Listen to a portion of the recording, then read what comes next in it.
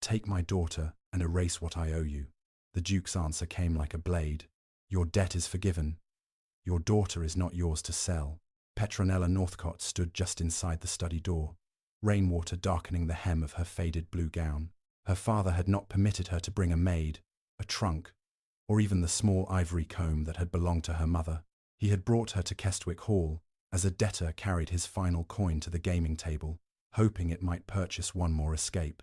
Across the room, Duke Halric of Kestwick sat beside a dying fire. His broad shoulders remained perfectly still, but one hand had tightened around the silver head of his walking stick. His eyes were open. They were also empty of focus. Petronella had heard every cruel name the county had given him since the fever took his sight. The blind duke, the mad lord of Kestwick, the cursed man of the moors. Mothers who once hoped their daughters might marry him now crossed the road when his carriage approached. Her father, however, saw neither tragedy nor danger. He saw money. Your Grace, perhaps I expressed myself poorly, Sir Edmund Northcott said, smoothing the front of a coat that had once been fashionable. Naturally, I do not mean sell.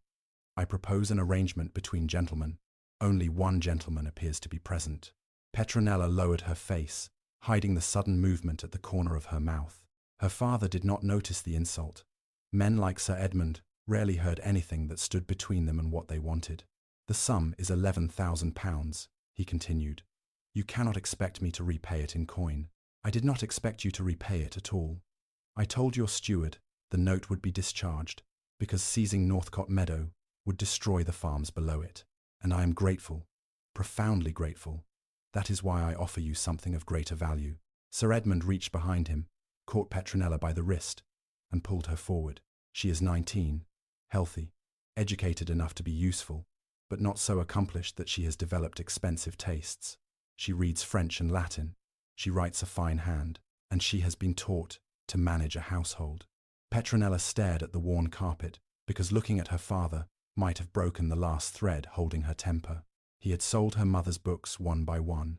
He had dismissed the servants she might have learned to command. The only household Petronella had managed was a crumbling manor in which creditors regularly carried away the furniture, yet he spoke as if he had spent a fortune preparing her for a noble marriage. The county says you require a wife, Sir Edmund continued. A man in your condition cannot afford to be particular. The silence that followed seemed to push the air from the room. Petronella looked up. Halric had not moved, but the angle of his face had changed. He was listening to her father with a concentration more unsettling than sight. My condition, he repeated. Sir Edmund swallowed. I meant only that companionship would be beneficial. Petronella could read to you, answer your correspondence, guide you when necessary. Guide me. You understand my meaning. I understand it perfectly. Halric rose. He did not reach for the servant's bell, nor did he use the walking stick. He crossed the study by memory, moving slowly but without hesitation, until he stood close enough for Sir Edmund to retreat one step. Petronella remained where she was. The Duke was taller than she had imagined. A pale scar disappeared beneath his right temple, and his dark hair showed a few strands of silver that did not belong to a man of 32. His face was stern rather than ruined, but there was something painfully guarded about it, as if every expression had become a door he refused to leave unlocked. You brought your daughter through 6 miles of rain, Halric said, without a companion or luggage, intending to exchange her for a cancelled debt. It was necessary to act quickly, before she could refuse. She is my daughter. She is not your horse. Sir Edmund's face reddened. Your Grace, I warn you. You warn me in my own house. Petronella finally spoke. Please stop. Both men turned toward her voice, though only her father truly looked at her. Petronella, Sir Edmund hissed. She eased her wrist from his grip. I will not stand here while you bargain over me. His Grace has already said no. Let that be the end of it. The end? Her father laughed harshly. Do you understand what awaits us if you leave this house unmarried? The remaining creditors will come before the week is out. Northcott Hall will be seized.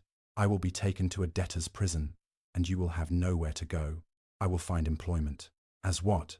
A governess, a companion, a copyist. No respectable family will employ the daughter of a ruined gambler. Then I will work for an unrespectable one. Sir Edmund raised his hand. He did not strike her. Halric's walking stick moved first, crossing the narrow space between them and stopping against Sir Edmund's chest. The gesture was calm. That calm made it more frightening. "If your hand touches her," the Duke said, "you will leave Kestwick Hall with 3 broken fingers." Sir Edmund stared at the silver tip pressing into his coat. "You cannot even see me." "No, but I heard your sleeve move." For the first time since entering the room, Petronella's father appeared genuinely afraid. Halric lowered the stick. "Go into the hall. My butler will bring you wine while I speak with Miss Northcott. I will not leave my daughter alone with a blind man?" Halric supplied. "A moment ago, you considered me suitable enough to marry her." Sir Edmund opened his mouth, reconsidered, and bowed stiffly. "5 minutes, Your Grace. You will take as many minutes as I give you." The door closed behind him. Petronella listened to his retreating footsteps and wondered whether she had just exchanged one danger for another. Halric had defended her, but powerful men often displayed kindness only when it pleased them to do so. Her father had once defended her mother in public and then gambled away her dowry in private. The Duke turned his face toward Petronella. "You are frightened." "Yes." Her honesty seemed to surprise him. "Because you believe the stories about me." "Some of them." "Which ones?" "That you dismissed half your household after the fever. That you have not attended church or entered a neighbor's house in 2 years. That you once threw a physician down the front steps. Mike himself. He prescribed leeches for blindness. Then I consider the last story evidence of good judgment." Silence followed. Petronella feared she had gone too far. Then the Duke released a short breath that was almost a laugh. "Almost. You speak to every duke this way. You are the first one I have met, and you may ensure I am the last." "That depends upon what you intend to do with me." His expression hardened. "I intend to do nothing with you. You are not mine to command. My father will not understand that distinction. Then he will learn it." Halric turned slightly and gestured toward the window. "There is a chair, 2 steps to your left." Petronella found it and sat. The upholstery was worn smooth, though the room itself carried the faded grandeur of a house that had once welcomed kings. Tall shelves covered the walls. Dust lay across hundreds of leather-bound books. Several account ledgers had been stacked unopened on the desk, and beside them stood 3 amber medicine bottles. One bottle lacked a label. Petronella noticed a bitter, metallic scent rising from its uncorked mouth. It reminded her of something her mother had once used to kill rats in the cellar. Before she could examine it more closely, Halric crossed toward the desk and found the stopper with practiced fingers. "Tell me exactly what your father has done," he said. "You already know enough. I know the debt. I do not know what it has cost you. That is not your concern. It became my concern when he tried to place you in my hands." His words contained no softness, yet Petronella felt safer hearing them than she would have felt beneath a dozen tender promises. She folded her hands in her lap. "My mother brought £6,000 into their marriage. He lost it. She inherited a small house near York. He mortgaged it without telling her. After she died, he sold her jewellery, then her books, then most of our furniture. The moneylender now holds Northcott Hall, the stables, and every field except the meadow attached to your estate. And you? What about me? Has he borrowed against anything belonging to you?" Petronella hesitated. "My mother left me £500 in trust. My father forged my signature and withdrew it 6 months ago." The Duke went still. "You can prove that." "I possess one letter from the solicitor. I hid it inside my mother's prayer book before my father could burn it." "Where is the book?" "Under a loose board in my bedroom. And your father does not know. If he knew, it would already be ash." Halric walked to the fireplace. The coals had nearly gone out, but he stood before them as if they produced a heat only he could feel. "You said you would seek employment." "Yes." "What work can you perform?" "I read and write French. My Latin is competent. I understand household accounts, though not because my father taught me. I learned by discovering every new way he had deceived his creditors. I can sew, preserve food, calculate interest, and recognize most of the lies men tell when they do not wish a woman to understand money. That last skill may be valuable here." "Why?" Halric turned his unseeing eyes toward the unopened ledgers. "Because the Kestwick accounts have not been properly reviewed since my illness." Petronella glanced again at the piles covering the desk. "Your steward has not reviewed them. He reads me whatever he considers important. That was not my question. No, Halric said quietly. It was not. The first true crack appeared in his composure. For 2 years, the estate had evidently depended upon what others chose to tell him. Servants moved objects and called it assistance. Stewards summarized documents and called it efficiency. Physicians gave him bottles without labels and called it treatment. His blindness had not merely taken the world from him, it had handed parts of his life to everyone around him. Petronella rose and approached the desk. May I? The ledger is directly before you. She opened the uppermost volume. Dust lifted from its pages. At first glance, the columns were orderly. At second glance, they were not. Payments for roof repairs appeared twice in 1 month. Grain had been purchased at nearly double the normal price. Several rents had been marked unpaid, then written again on a later page in a different hand. Petronella touched the ink. This entry is recent. How can you tell? The ink is darker, and the nib made a broader stroke. Someone added it after the page was completed. What does it say? That 3 tenants owe 6 months' rent. They do not. You are certain? One of them, Matthew Bell, paid me personally before Christmas. His wife had just delivered their 4th child. I remember because he apologized for bringing the money in small coins. Petronella turned back 1 page. The payment is recorded here. Then someone copied the same amount into the unpaid column. Halric crossed the room so quickly that his hand struck the edge of a chair. He steadied it, but did not curse. Read both entries. She did. When she finished, his jaw had tightened. My steward said the tenants were withholding rent because they believed a blind duke could not enforce payment.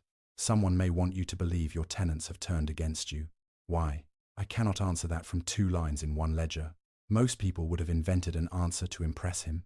Petronella sensed that Halric recognized her refusal as another form of honesty. He moved closer to the desk. Could you examine the remaining accounts? I could, as my employee, not my wife. Petronella looked at him. The proposal was practical, respectable enough to protect her reputation if properly arranged. It also gave her somewhere to go besides the road back to Northcote Hall. My father will never allow it. Your father no longer has authority over this conversation. He possesses authority over me until I marry or reach my majority. When will you be 21? In 19 months. Halric's mouth flattened. 19 months was an eternity for a woman without money, protection, or a trustworthy guardian. I could arrange for you to reside with my aunt, he said. Lady Dorothea is formidable enough to silence every gossip in Yorkshire. You could work here during the day, under her supervision. Why would you do that for a stranger? Because I know what it is to have other people decide that weakness has made your wishes irrelevant. Petronella looked toward the strange medicine bottle. Your Grace, who prepares the tonic on your desk? My physician. Does he leave it without a label? A pause followed. No. Halric's face turned toward the desk. Petronella lifted the bottle, but did not touch the liquid.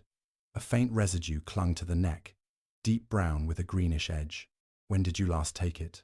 This morning. Did it taste different? More bitter than usual? I assumed the mixture had settled. Petronella's unease sharpened. Her knowledge of medicines was limited to what her mother had taught her in sick rooms and kitchens. She could not declare the substance poisonous. Still, she knew enough to recognize that medicine did not ordinarily change color, smell, and label all at once. Do not take any more until your physician examines it. You believe it has been altered. I believe someone added figures to your accounts after they were written. I also believe an unidentified bottle appeared on the same desk. Perhaps the 2 things are unrelated. But you do not trust coincidence. My father taught me not to. A knock interrupted them. Before Halric could answer, Sir Edmund entered. Well? He demanded. Have we reached an understanding? Halric turned toward him. Yes. Relief spread across Sir Edmund's face. The debt is cancelled. You will leave Kestwick Hall today, alone. Miss Northcote will remain here, as a paid examiner of my household accounts under my aunt's protection, until an independent solicitor recovers the trust you stole from her. Sir Edmund's smile vanished. She told you that. She told me the truth. You should try it sometime. You cannot take her from me. I am not taking her. I am giving her a choice. Halric faced Petronella. You may leave with your father. You may travel to my aunt's house tonight and accept employment here, or I will provide a carriage and sufficient money for you to go wherever you choose. Your father's debt will remain forgiven regardless of your answer. Petronella could not speak. Every decision in her life had been made by someone else. Her father chose which books were sold, which meals were missed, which promises were broken, and now which man she would marry. The blind Duke was the first person who placed her future in her own hands. She looked at Sir Edmund. His expression carried neither shame nor remorse, only anger that the property he had offered no longer obeyed him. Then she looked at Halric. He could not see her face. He could not know whether she was plain or beautiful, grateful or calculating, yet he had protected her before asking what benefit she might bring him. "I will stay," she said. Her father swore beneath his breath. Halric's expression did not change, but his fingers loosened around the walking stick. "Very well." Petronella closed the ledger and placed the unlabeled bottle beside it. She had entered Kestwick Hall, believing her father intended to sell her to a ruined man.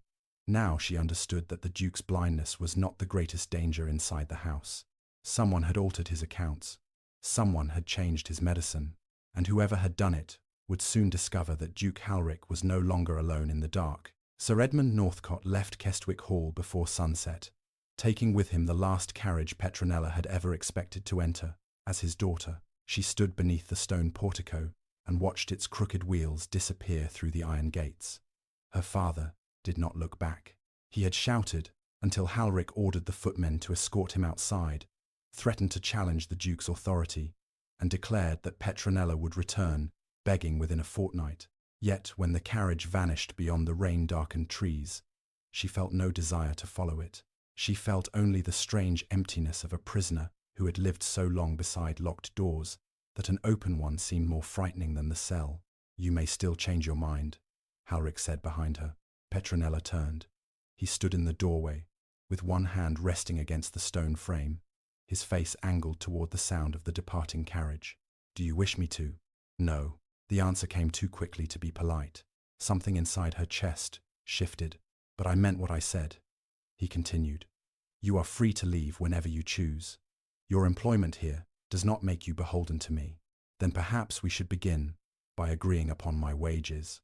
Halric's brows lifted. "You have just watched your father abandon you, and your first concern is a contract. My father abandoned me years ago. Today he merely supplied witnesses." The Duke was silent for a moment. £20 a year, with rooms and meals provided. 30. You require someone who reads French and Latin, understands accounts, recognizes altered entries, and is willing to tell a duke when he is wrong. Such women are uncommon. I am beginning to understand why. 25 then, paid quarterly. The agreement must state that my wages belong to me and cannot be claimed by my father. Halric's mouth moved at one corner. 25. Paid monthly, so you may begin building independence sooner. My solicitor will prepare the terms, and my aunt will witness them. You bargain generously. I bargain intelligently. There is a difference. It was the same distinction Petronella might have made herself. She followed him back into the study, taking care not to move the chair he had learned to navigate around. The unlabeled medicine bottle remained on the desk.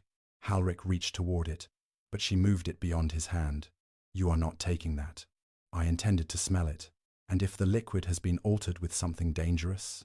Smelling is not drinking. Men often say similarly clever things immediately before doing something foolish." His face turned toward her. "Have you always been this commanding?" "No. Until today." No one listened. The answer silenced him. Petronella wrapped the bottle in a square of linen and locked it inside the lower drawer of the desk. Halric gave her the key, without objection.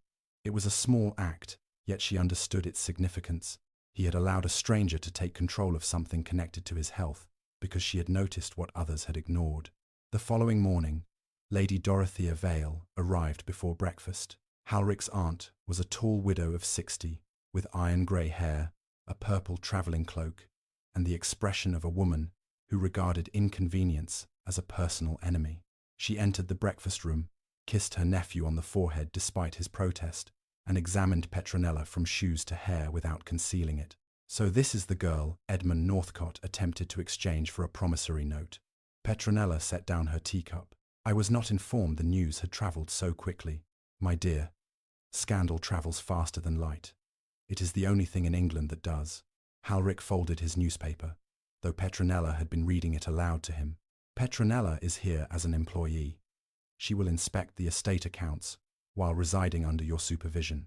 Will she? Yes. And did either of you consider asking me before assigning me the position of chaperone? No, Halric said. Lady Dorothea sighed. Excellent. I have always disliked the pretense that my opinion affects what this family does. She sat opposite Petronella and poured herself coffee. Do you intend to trap my nephew into marriage? No. Do you find his title attractive? I find titles useful primarily to the people who already possess them. His money. I have seen enough money destroyed by a foolish man to understand that it does not improve the person holding it.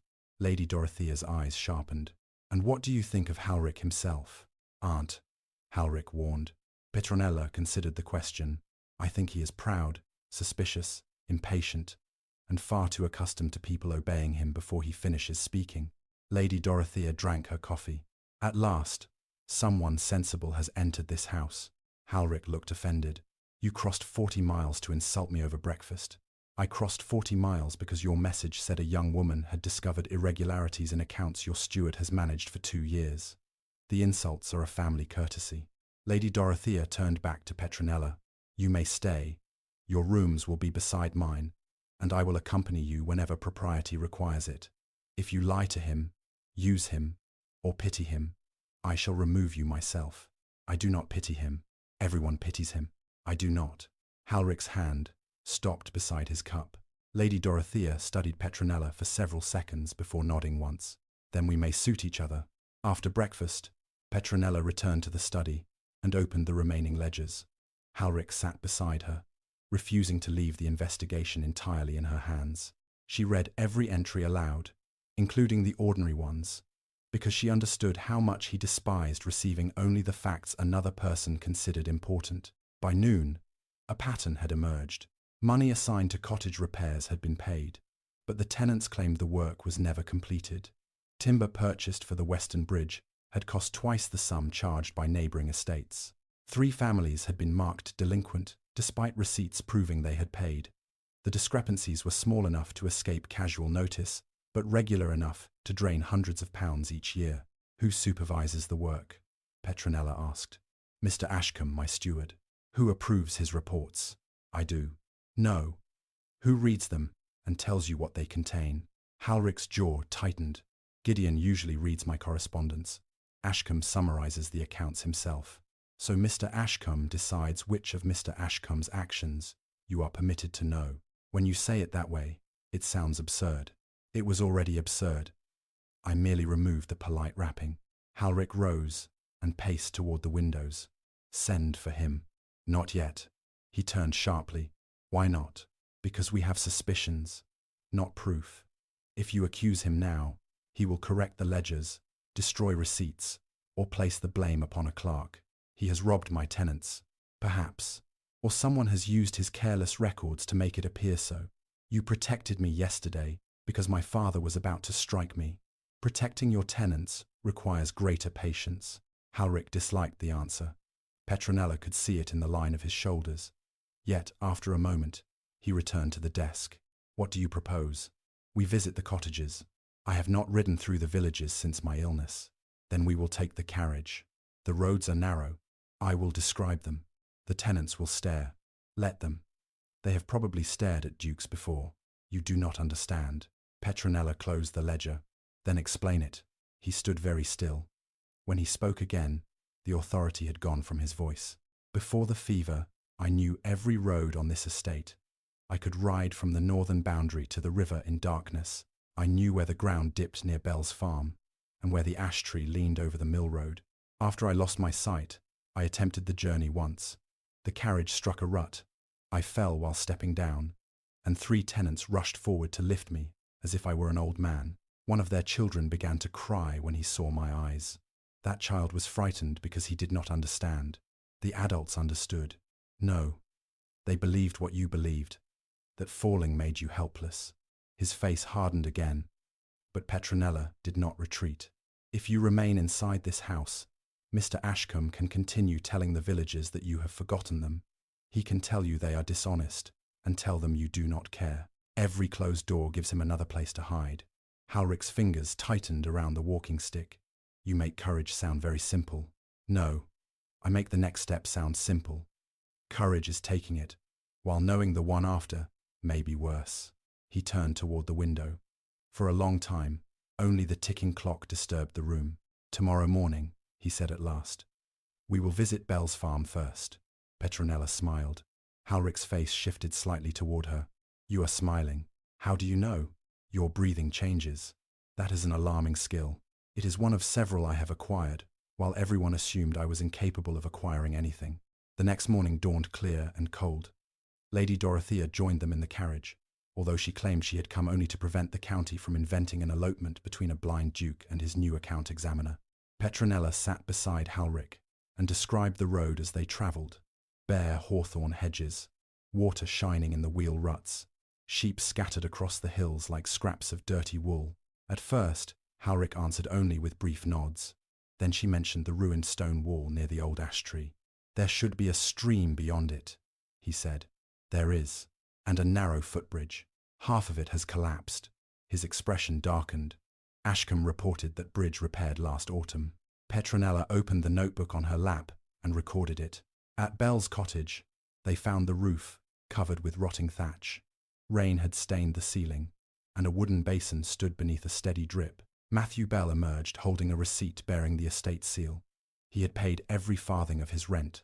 Halric touched the edge of the receipt while Petronella read it aloud. Who signed this? He asked. Mr. Ashcombe, Your Grace. And who told you the roof would be repaired? Mr. Ashcombe did. He said the money had been approved, but later claimed, Your Grace withdrew it. I did no such thing. Bell looked down. We thought perhaps you did not know, sir. I did not. The admission cost Halric more than an excuse would have. Petronella saw it in his face, and so did Bell. But I know now, the Duke continued. The roof will be repaired within 7 days. You will not pay rent again until it is sound, and any damage to your belongings will be replaced. Bell's wife began to cry quietly. Halric heard her. Do not thank me, he said. I am correcting a failure that occurred under my name. Outside the cottage, Petronella touched his sleeve before he could enter the carriage. You did well. I allowed them to live beneath a broken roof. You came when the truth was placed before you. My father spent 19 years running from his. Halric covered her hand with his. The contact lasted only a moment, but neither of them moved away immediately. They visited 6 more cottages. Each produced a similar contradiction. Paid rents, marked unpaid. Repairs recorded, but never completed. Complaints sent, but never delivered. The tenants were cautious at first. By afternoon, they had begun bringing receipts, letters, and damaged tools to the carriage. At the mill, Petronella noticed a stack of new timber stamped with the mark of a merchant in Leeds. The invoice in Halric's ledger named a more expensive supplier in York. Someone purchased the cheaper timber and charged the estate for the costly kind, she whispered. Halric ran his fingers across the merchant's stamp. This can be proved. Yes. Then we summon Ashcombe. Now we do. They returned to Kestwick Hall shortly before dusk. Mr. Ashcombe was waiting in the entrance hall. He was a narrow-faced man in his late 40s, dressed with greater elegance than his position required. He bowed to Halric, glanced at Lady Dorothea, and then looked directly at Petronella, not with surprise, with recognition.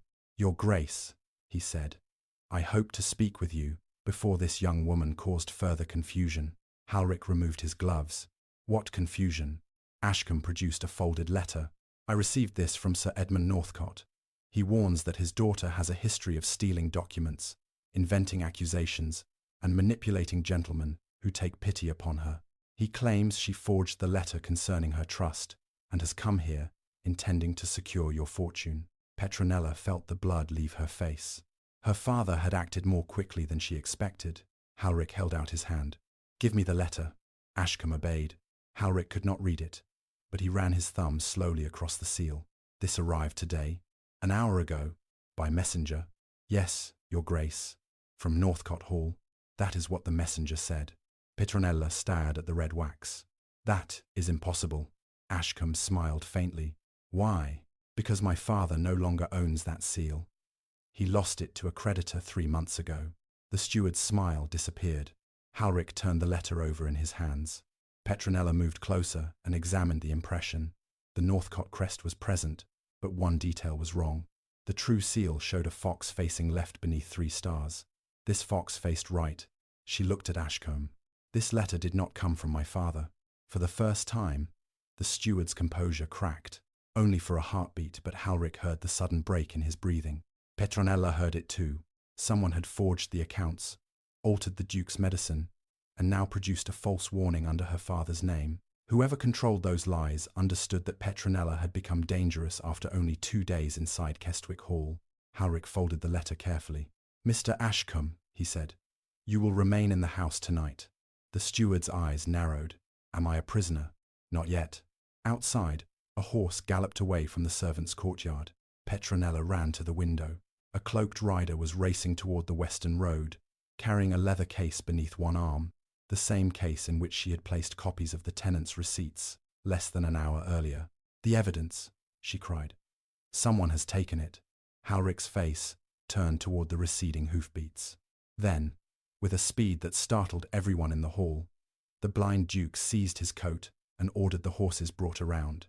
"You cannot follow him," Petronella said, catching Halric's sleeve before he reached the front steps. "The light is already fading. I know every turn of the western road. You knew it before the fever. The bridge is damaged, the ground is wet, and you cannot see the rider ahead of you. Then tell me where he is."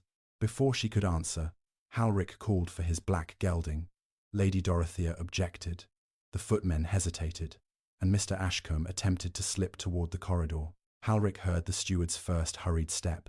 "Lock the doors," he ordered. "Ashcombe remains here until I return." "You have no right to detain me without proof," the steward protested. "The forged letter was delivered through your hands. That gives me sufficient reason to prevent you from leaving my house for one night." Petronella looked through the window. The rider had almost reached the line of bare elms beyond the lawn. If he reached the western woods, the receipts would disappear. "I am coming with you." "No, you just asked me to tell you where he is." "From the carriage." "A carriage will never catch him." Halric turned toward her. "Can you ride?" "My father sold our last horse when I was 16, but until then, I rode every day." A groom led the gelding beneath the portico. Another brought a chestnut mare, and within moments Petronella was in the saddle beside the Duke. Lady Dorothea shouted that both of them had lost their senses. Halric ignored her, but Petronella called back that she was probably correct. They drove their horses down the rain-softened road. Petronella stayed half a length ahead, describing each bend, ditch, and low branch. Halric rode with his body inclined toward her voice, trusting her directions without hesitation. "The rider is entering the trees," she called. "About 200 yards ahead." "Which fork?" "The left one. That leads to the abandoned quarry. The right goes toward the village." Why would he choose the quarry? To destroy whatever he stole, where no one will see the smoke. They urged the horses faster. The woods swallowed the last of the evening light, and the road narrowed to a ribbon of mud between black trunks. Petronella's mare slipped once. She recovered, but Halric heard the change in hoofbeats. "Are you hurt?" "No. Do not lie to keep me moving." "I am not hurt, and you may lecture me after we recover the documents." A sharp crack sounded ahead. "Stop!" Petronella shouted. Halric pulled the gelding back just as a fallen branch appeared across the road. The unknown rider had dragged it into their path. Petronella dismounted and seized one end, but the wet wood was heavier than it appeared. Halric came down beside her. "Guide my hands." She placed them against the thickest part of the branch. Together they lifted and rolled it toward the ditch. Petronella's boots sank into the mud, and Halric's shoulder struck hers. Neither complained. By the time they remounted, the hoofbeats ahead had vanished.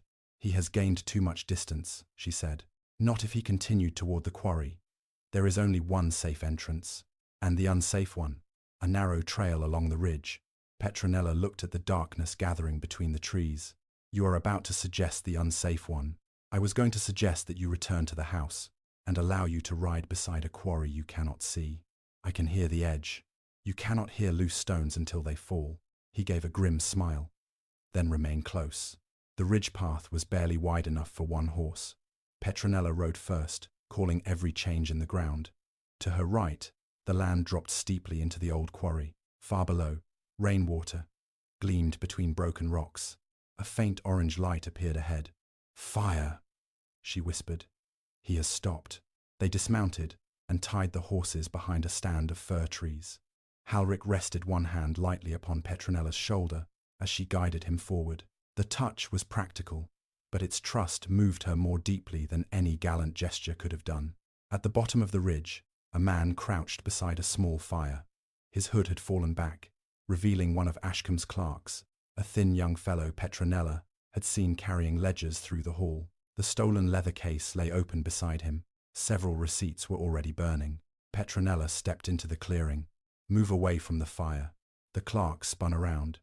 He grabbed the remaining papers and held them over the flames. Come closer, and they burn. Halric emerged beside her, his walking stick held across his body. What is your name? He asked. The young man looked confused by the question. Thomas Reed. Your Grace. How much did Ashcombe promise you, Thomas? Ashcombe did not. You delivered a forged letter, stole documents from my study, and fled toward a place known only to estate employees. If Ashcombe did not command it, then you acted alone. That will make the magistrate's decision much easier. Thomas's hand trembled above the fire. He said no one would be harmed. The Bell's children sleep under a leaking roof, Petronella said. 3 families were threatened with eviction after paying every farthing they owed. Someone has altered the Duke's medicine. Who told you no one was being harmed? I know nothing about medicine, but you know about the accounts. Thomas glanced toward the trees, as though expecting someone to rescue him. Halric heard the movement. You are afraid of Ashcombe, he said. More afraid of him than of me. Thomas's face crumpled. He knows about my brother. What about him? He deserted from the regiment in Spain. Mr. Ashcombe found the letter he sent me. He said he would give it to the authorities unless I copied whatever entries he marked. Petronella took one careful step forward. And today, he ordered me to deliver the letter and wait near the study. When you returned with the receipts, he told me to take them. He said if I burned everything, he would return my brother's letter. Did he? Thomas shook his head. Then Ashcombe still controls you. He will destroy my family. No, Halric said. He will answer for using them. But first you will put those papers on the ground. You cannot protect my brother. I cannot erase desertion. I can, however, ensure that the circumstances are heard. I can provide a solicitor, testify to the coercion used against you, and petition his commanding officer. That is more protection than Ashcombe intends to give. Thomas stared at him. Why would you help me after what I did? Because a man may be guilty and still deserve the truth told about him. The papers lowered by an inch. A gunshot shattered the clearing. Thomas cried out and fell. The receipts scattered from his hands. Petronella threw herself down as a second shot struck the tree behind her. Where? Halric demanded. Above us, near the ridge. Halric pulled Petronella behind a boulder. Though he could not see the shooter, he listened with his head tilted. Loose stones shifted on the slope. A twig snapped to their left. He is moving toward the horses, Petronella whispered. Stay with Thomas. What will you do?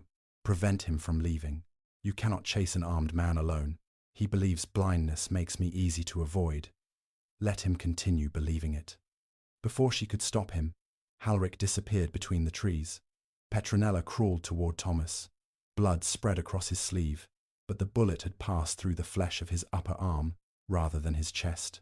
Press this against the wound. She tore a strip from her petticoat and placed it beneath his hand. Who fired at you? I do not know. Thomas, I swear it. Ashcombe never spoke of anyone else. A horse whinnied above them. A man cursed, followed by the heavy sound of a body striking the ground. Petronella seized a burning branch from the fire and climbed toward the ridge.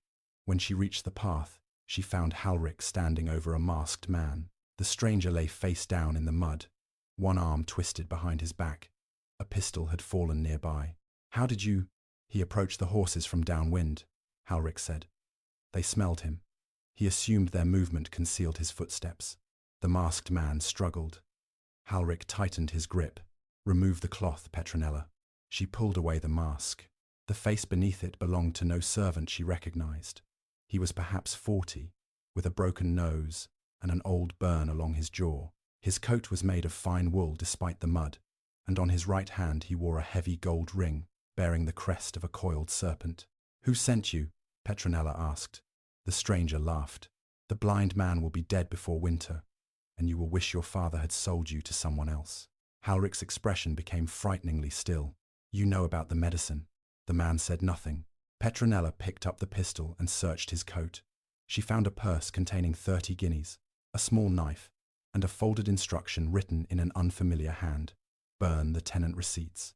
Silence the clerk if he hesitates. Recover the physician's bottle before midnight. He was supposed to return to the house, she said. The receipts were only part of it. Someone wants that bottle. Thomas groaned below them. We need to take the clerk back. Petronella continued. He will lose too much blood. Halric bound the stranger's hands with his own cravat. They recovered all but 3 of the receipts and extinguished the fire before returning to Kestwick Hall. Thomas rode with a groom who had come searching for them, while the masked attacker was tied across another horse under guard. Lady Dorothea met them in the entrance hall with the local physician, Dr. Wycliffe, and enough fury to frighten every servant present. If either of you attempts such madness again, I shall personally lock you in separate wings of this house. You would need stronger doors, Halric said. She looked at the mud covering his coat. Do not tempt me. Dr. Wycliffe treated Thomas's wound in a guest chamber. The bullet had passed cleanly through his arm, and he would live. The masked stranger was secured in the old wine room until the magistrate arrived. Mr. Ashcombe, however, had disappeared. The doors were locked, Halric said. Lady Dorothea's mouth tightened. He used the passage behind the chapel. What passage? The one your grandfather used to visit the kitchens without being observed. Only the oldest servants know it exists. Petronella remembered the instruction she had found. Where is the medicine bottle? Halric reached inside his coat and produced the desk key. With us, they hurried to the study. The drawer was still locked, but scratches marked the brass around it. Someone had attempted to force it open. Petronella unlocked the drawer and removed the linen-wrapped bottle. Dr. Wycliffe examined the liquid beneath the light, smelled it, then touched a glass rod to his tongue before immediately spitting into the fire. This is not the tonic I prescribed. What is it? Halric asked. A mixture containing belladonna and a mineral compound. In a large dose, it could stop the heart. In smaller quantities, it causes dizziness, confusion, sensitivity to light, and disturbances of vision. The room went silent. Petronella looked at Halric. Could it have caused his blindness? No. The original damage likely came from the fever, but this mixture could prevent improvement and make the symptoms appear permanent. Halric gripped the edge of the desk. How long? I cannot know. How long might someone have been giving it to me? Dr. Wycliffe examined the brown residue. Weeks, perhaps months.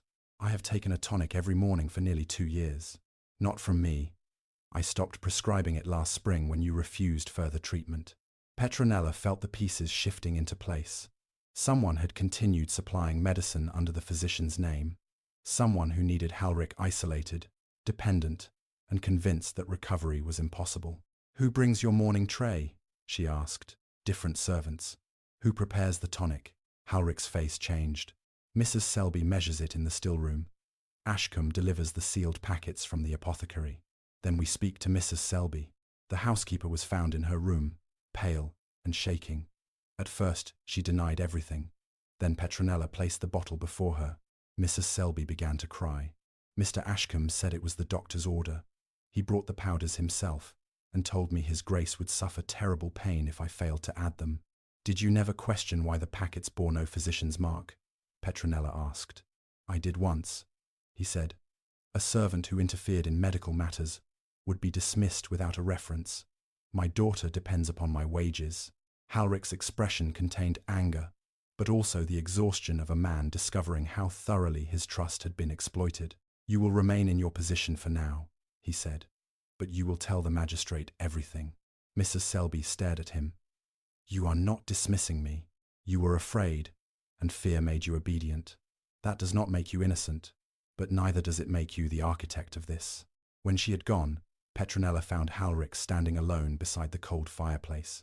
Everyone knew something, he said. The clerk knew the accounts were false. Mrs. Selby knew the medicine was strange. The tenants knew the repairs had not been made. Yet I knew nothing in my own house. They were divided by fear. That is how Ashcombe controlled them, and I made it easy for him. You were ill. I was proud. I refused to let anyone read the full accounts because I hated hearing pity in their voices. I stopped visiting the villages because I feared their stares. I dismissed physicians because they treated me as a broken object. Every door I closed gave Ashcombe another key. Petronella moved beside him, then opened them again. He turned his face toward her. You say that as if it can be done in a night. No, it may take years. But today you rode through darkness, faced an armed man, heard a frightened clerk's confession, and admitted the truth to your tenants. Yesterday you had not left this house in 2 years. Halric lifted one hand and found hers. I could not have done it without you. You would have found another way. No. His fingers closed gently around hers. I had stopped looking for one. The admission was quieter than any declaration, but it frightened Petronella more. Gratitude could become dependence. Dependence could disguise itself as affection. She had spent her life being valued only for what she could repair for others. She slowly withdrew her hand. I agreed to examine your accounts, Your Grace. I did not agree to become the reason you live. Halric absorbed the words without anger. What do you require from me? That you continue opening the doors when I am not beside you. His expression softened. You do not wish to be needed. I wish to be wanted. There is a difference. Before he could answer, the study door opened. Lady Dorothea entered, carrying the forged letter and the ring taken from the attacker. The magistrate has arrived, she said, and I have discovered something you both need to see. She placed the ring on the desk. The crest belongs to Lord Malcolm Vane. Halric's face went still. Petronella had never heard the name, but she recognized fear in the Duke's silence. Who is he? My cousin, Halric said, and until I produce an heir, he is the man who expects to inherit Kestwick. At that moment, a footman rushed into the room holding a sealed message. This was found pinned to the eastern gate, Your Grace. Petronella broke the seal. Inside was a single line: send the Northcott girl away before sunrise, or the next dose will not be placed in your medicine. It will be placed in hers. Halric took the threatening note from Petronella's hand and folded it with unnatural calm. You will leave Kestwick before sunrise. Petronella stared at him. No, that was not a request. Then, it was an order you have no authority to give. Lady Dorothea stepped between them before Halric could answer. If you two intend to quarrel, kindly remember that the man threatening to poison Petronella would benefit greatly from hearing it. Halric turned away, his jaw rigid. My cousin has already kept me blind with drugs for months. He sent an armed man to destroy evidence. I will not allow Petronella to become his next target. And sending me away will accomplish what? Petronella demanded. It will place distance between you and this house. It will place me alone on a road where Vane's men can reach me without passing a locked gate. Or perhaps you mean to send me back to my father, who has already tried to sell me once. My aunt will take you to Vale House, under guard. Lord Vane knew about the bottle hidden in your desk. He knew the receipts had been brought here. He knew I was still inside the house. That means someone is carrying information out of Kestwick, and until we discover who it is, no destination you choose can remain secret. Halric opened his mouth, but Petronella continued. He wants me gone, because I can read the ledgers. If I leave now, we obey the only clear instruction our enemy has given us. Lady Dorothea nodded. The girl is right. You encourage her, because you enjoy opposing me. I enjoy opposing foolishness. You happen to provide a reliable supply. Halric's anger remained, but the argument had reached him. He crossed to the window and rested one hand on the cold glass. If you stay, you will not eat or drink anything that has not been prepared in this room and tasted by someone we trust. Agreed. You will not move through the house alone. Agreed. And if I decide the danger has become too great, we will discuss it again.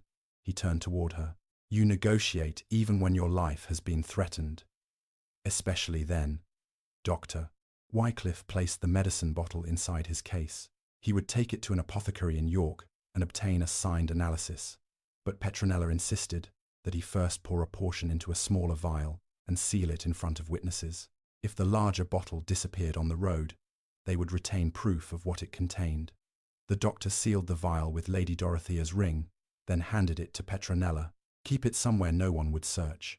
Petronella slipped it into the inner pocket of her gown. Halric heard the rustle. I dislike that plan. So will anyone who attempts to steal it.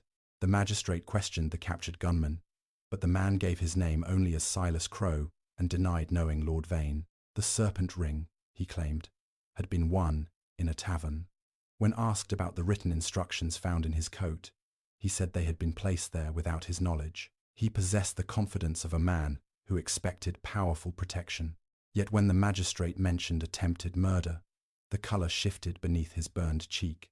"He will speak eventually," Lady Dorothea said. "Not if Vane's influence reaches the county gaol first," Halric replied.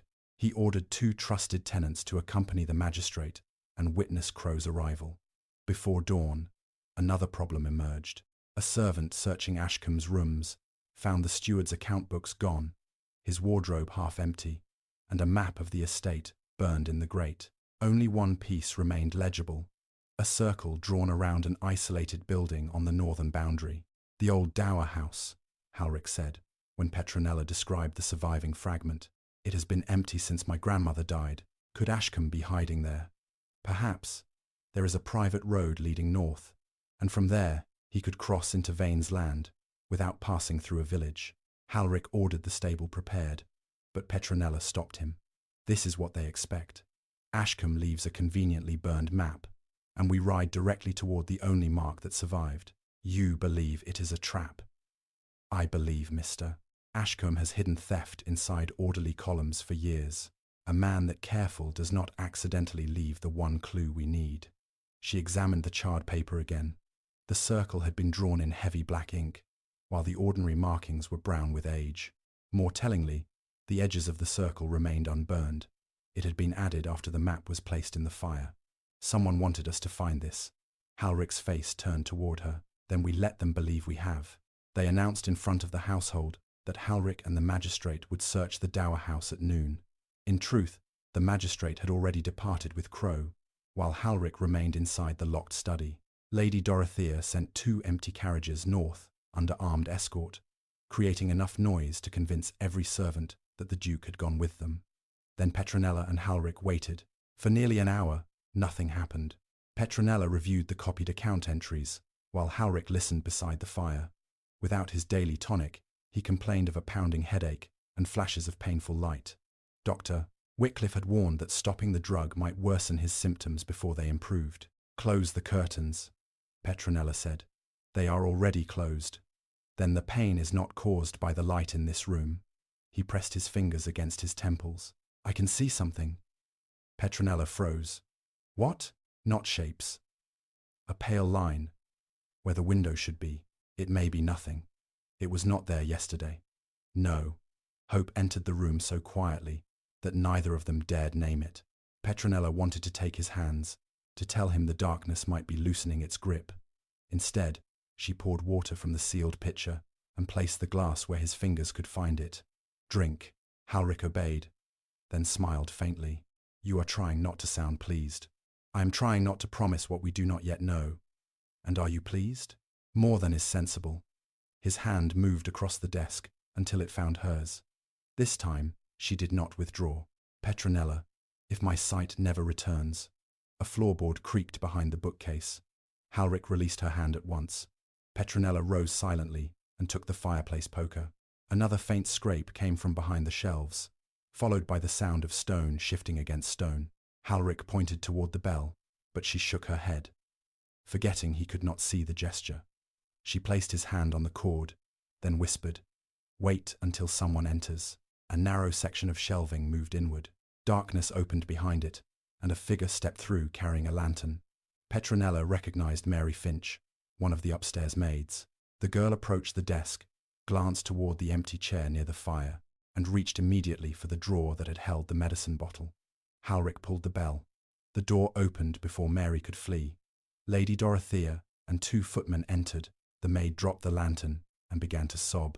"Please, Your Grace, I did not mean harm." "Then explain why you entered through a hidden passage and attempted to open my desk." "Mr. Ashcombe told me to retrieve a letter. He said it belonged to him." "What letter?" "I do not know." Petronella set the poker aside and looked at the opening behind the bookcase. "How long have you used that passage?" "Only since Christmas." "To carry information to Ashcombe." Mary covered her face. He promised to marry me. Lady Dorothea muttered something extremely unkind beneath her breath. Petronella crouched beside the maid. Did you tell him about the receipts? Mary nodded. And the bottle? Another nod. Did you place the threat on the gate? No.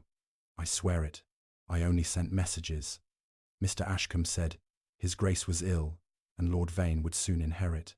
He said everyone who remained loyal to Kestwick would lose their positions, but he could protect me if I helped him. Where did you leave the messages? Inside a hollow stone near the chapel. When was the last one collected? Yesterday evening. And did Ashcombe ever bring you to the Dower House? Mary looked confused. No. He said never to go north. He always met Lord Vane's man near the river.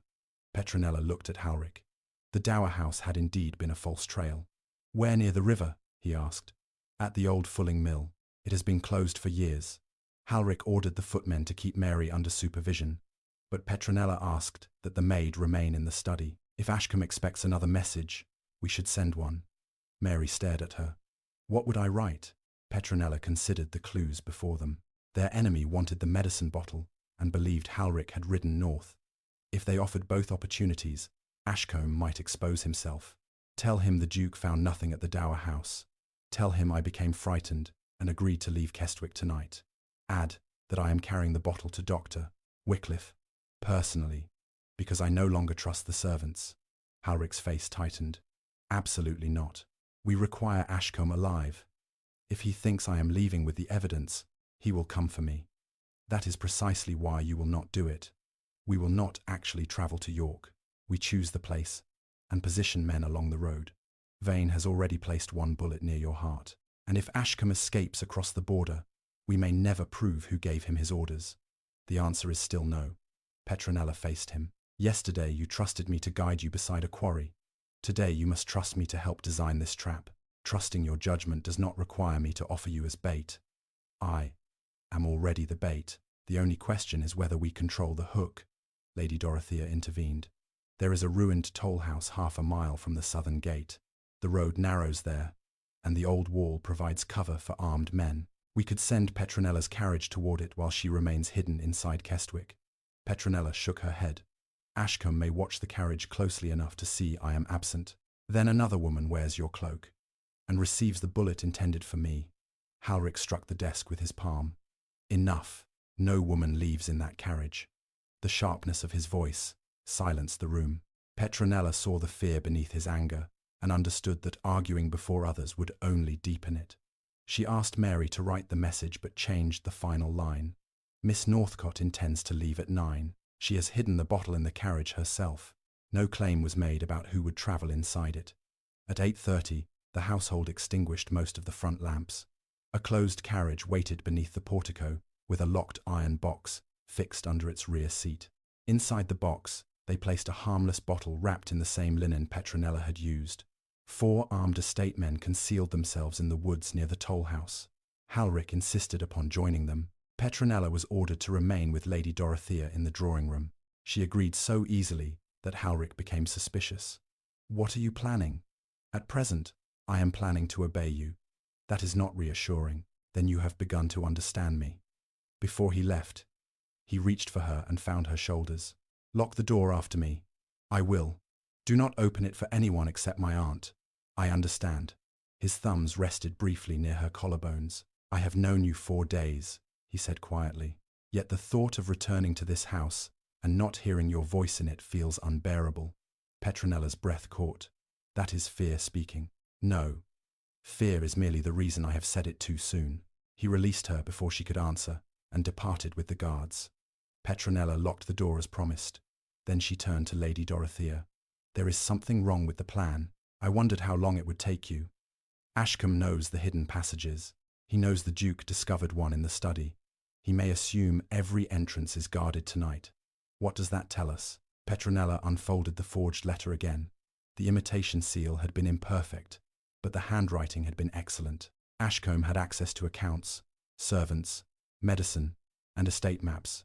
Yet someone else possessed knowledge of the Northcott crest. Someone who had examined the family's old legal papers. The attacker was ordered to recover the physician's bottle before midnight, she said. Not destroy it. Recover it. Why? to remove the evidence. Then burning or smashing it would have been easier. They want the bottle because something about it identifies its source. Petronella took out the small sealed vial Dr. Wycliffe had given her and studied the brown powder settled at its base. The compound may have been purchased through an account. If we trace the apothecary, we trace the buyer. A crash sounded from the corridor. Lady Dorothea drew a small pistol from beneath her shawl. "Stay behind me." Smoke slid beneath the drawing-room door. Someone shouted that a fire had started in the west wing. Servants ran through the passage. Bells rang, and within seconds the house dissolved into confusion. "It is a diversion," Petronella said. The lamps suddenly went out. Glass shattered behind them. A man climbed through the drawing-room window and struck Lady Dorothea before she could raise the pistol. Petronella seized a candlestick, but a second man caught her from behind. A cloth pressed over her mouth. She fought, kicked, and bit the hand holding her. Yet another blow sent the room spinning. The last thing she heard was Lady Dorothea calling her name. When Petronella opened her eyes, her wrists were tied and cold stone pressed against her cheek. Water turned somewhere in the darkness with a slow, heavy rhythm. She smelled damp wood, old wool, and river mud. The abandoned fulling mill. A lantern flared. Mr. Ashcombe stood before her, his elegant coat replaced by travelling clothes. Beside him waited Lord Malcolm Vane, a handsome man with Halric's dark hair and none of his restraint. Vane held the small, sealed vial between two fingers. Petronella felt her empty pocket and understood why they had taken her. "Thank you for carrying the evidence so faithfully," he said. "Now all that remains is for the blind Duke to die while attempting to rescue the woman he was foolish enough to trust." Petronella pushed herself upright, ignoring the pain behind her eyes. "If you intend to kill Halric, why bring me here alive?" Lord Malcolm Vane smiled. "Because my cousin has spent 2 years refusing to leave Kestwick, unless necessity forces him. You appear to have become a necessity. He will know. This is a trap. Of course he will. But he will come anyway." Vane carried the lantern closer. In its light, Petronella saw wooden machinery looming above the mill floor and black river water moving beneath the broken boards. Ashcombe stood near the entrance, repeatedly glancing toward the road. Unlike Vane, the steward did not appear confident. He appeared trapped. Petronella looked at the vial in Vane's hand. "Destroying that will not save you. Dr. Wycliffe knows what was in the bottle. A country physician's opinion against mine. He will claim he was mistaken before the week is out. Thomas Reed is alive." Ashcombe turned sharply. Vane did not. "For the moment. Silas Crowe is in custody. A hired criminal, carrying a ring he stole. The tenant receipts survived." Ashcombe's face changed again. Petronella understood. Vane might escape each separate accusation, but Ashcombe had placed his signature across years of evidence. The steward had more reason to fear the truth than the nobleman who commanded him. "Lord Vane intends to blame everything on you," she told Ashcombe. "Be quiet. He will say you altered the accounts, ordered the false repairs, purchased the medicine, and hired Crowe. His name appears nowhere."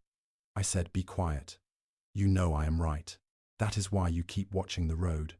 You are not waiting for Halric. You are waiting to see whether Vane abandons you before the Duke arrives." Ashcombe struck her across the face.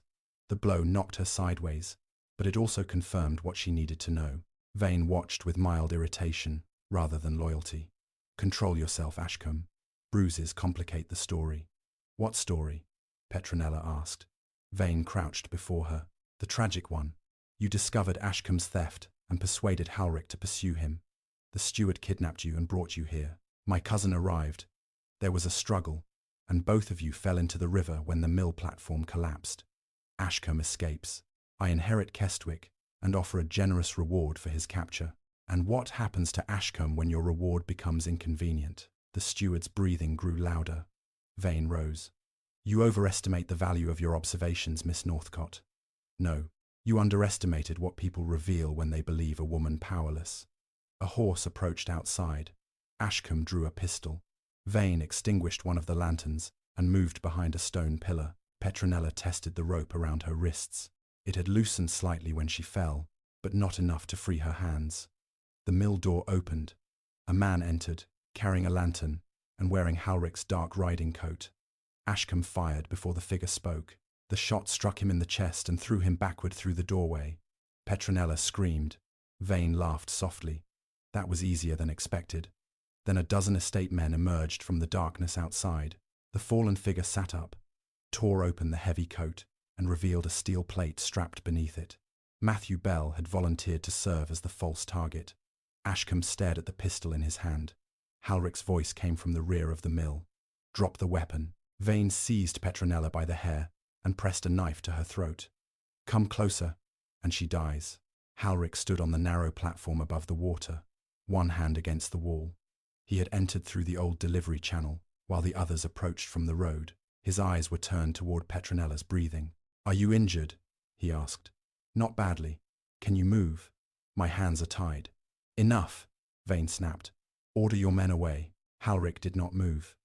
"You kept me drugged for nearly 2 years. Ashcombe supplied your medicine. At your command. Prove it. You have just threatened a witness while holding a knife against her throat. And you brought armed tenants onto private land. We are all behaving without ceremony tonight." Halric tilted his head. Beneath the rushing water, Petronella heard another sound, the slow groaning of old timber. Vane had placed them on the weakest portion of the mill floor. One sudden struggle could collapse it exactly as he intended. Halric heard the wood as well. "Petronella, when I say your name, lower yourself." Vane tightened his grip. "She will do nothing. You believe blindness has made me helpless, Malcolm." Ashcombe believed it. Crow believed it. Every person you hired mistook what I could not see for what I could not understand. And yet, you walked directly into my trap. "No, I brought witnesses to yours." Halric turned his face slightly. "Now, Petronella." She dropped her weight. Vane's knife swept above her throat, cutting only a strand of hair. At the same instant, Halric drove his walking stick between 2 loose floorboards and lifted. The rotten plank snapped upward beneath Vane's feet. He staggered, releasing Petronella to regain his balance. She rolled toward the stone wall. Halric crossed the platform, following the sound of Vane's boots. Vane slashed at him. The blade tore his sleeve, but Halric caught the man's wrist and drove him against the timber frame. Ashcombe raised the empty pistol as if it were a club. Matthew Bell reached him first, knocking the weapon aside. The estate men flooded the mill. Petronella struggled against her ropes until one of the tenants cut them. She turned back just as the entire platform shuddered. Vane kicked Halric in the chest. Halric fell against the railing, and the weakened wood broke beneath his weight. Petronella lunged forward and caught his wrist. Half his body disappeared above the river channel. The water below crashed through iron wheels, powerful enough to break bone. "Do not let go," she cried. His wet fingers slipped within hers. "Petronella, release me, or you will fall too." "No. That is an order. You should know by now how little success you have with those."